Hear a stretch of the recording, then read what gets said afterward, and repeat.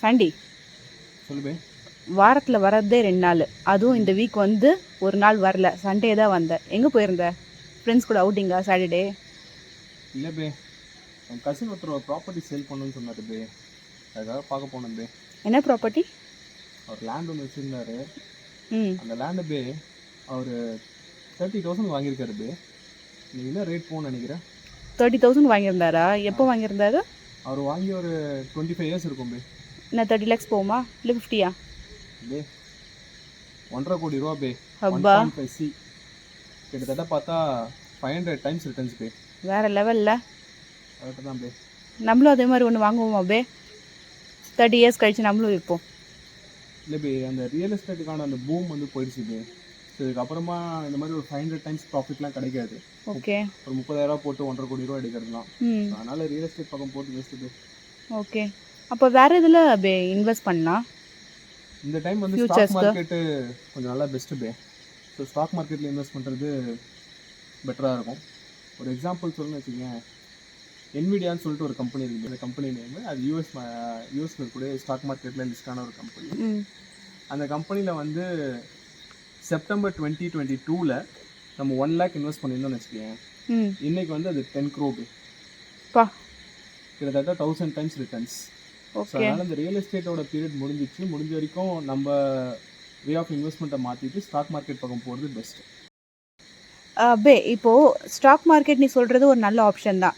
But வந்து அது நல்லா தெரிஞ்சவங்க அதிலிருந்து இன்வெஸ்ட் பண்ணி காசு எடுக்கலாம். பட் எனக்கெலாம் பார்த்தோன்னா வந்து ஸ்டாக் மார்க்கெட் இருந்தது, அதை பற்றி எதுவுமே தெரியாது. இப்போ நான் என்ன பண்ணுறது? ஸ்டாக் மார்க்கெட் ஒன்றும் அவ்வளோ காம்ப்ளெக்ஸ் ப்ராசஸ் தான் இல்லை பே. ரொம்ப சிம்பிள் வே ஆஃப் இன்வெஸ்ட்மெண்ட் தான்.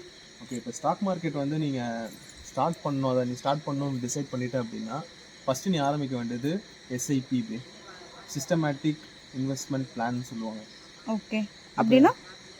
சொல்கிறேன். இப்போ எஸ்ஐபி வந்து நீ ஸ்டார்ட் பண்ணணும் அப்படின்னா அதுக்கு முதல்ல உனக்கு டிமேட் அக்கௌண்ட் வேணும். அந்த டிமேட் அக்கௌண்ட்டை வந்து க்ரியேட் பண்ணோம் அப்படின்னா நீ எந்த பேங்க்கில் அக்கௌண்ட் வச்சிருக்கியோ அவங்களுக்கு கால் பண்ணி நீ கேட்டினாலே அவங்களே உனக்கு சப்போர்ட் பண்ணுவாங்க அந்த டிமேட் அக்கௌண்ட்டை க்ரியேட் ஓகே. பண்ணுறதுக்கு.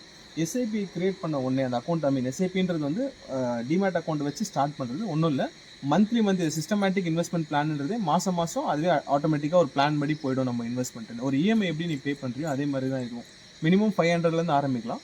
ஒரு 1000 rupees எக்ஸாம்பிள் நீ வச்சுட்டு அப்படின்னா இப்போ 1000 rupees இன்வெஸ்ட்மெண்ட் வந்து நீ பண்ண ஆரம்பிச்சுன்னா மந்த்லி ஒரு இஎம்ஐ டிடக்ட் ஆகிற மாதிரி இந்த சிப்புக்கு வந்து அதுவே டிடக்ட் ஆகிடும். டிமேட் அக்கௌண்ட்டில் அது டிடக்ஷன் நடக்கும்.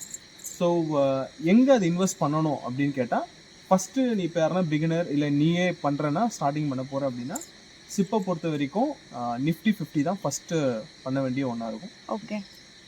நிஃப்டி 50னா இந்தியாவோட டாப் 50 கம்பெனிஸ்.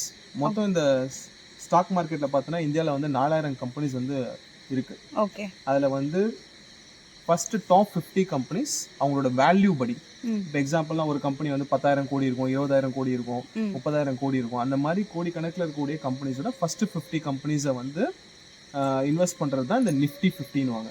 ஸோ அந்த ஆப்ஷன் தான் நீ ஃபஸ்ட்டு செலக்ட் பண்ணிவிட்டு மாதம் 1000 ரூபா நீ அதில் வந்து போட்டுக்கிட்டே இருந்த அப்படின்னா உனக்கு வந்து உன்னோட ஸ்டாக் மார்க்கெட்டுக்குள்ளே வருவ நீ. அதுக்கப்புறமா நீ கொஞ்சம் கொஞ்சமாக அதை லேர்ன் பண்ணிக்கணும்னு இன்ட்ரெஸ்ட் உனக்கு வரும்.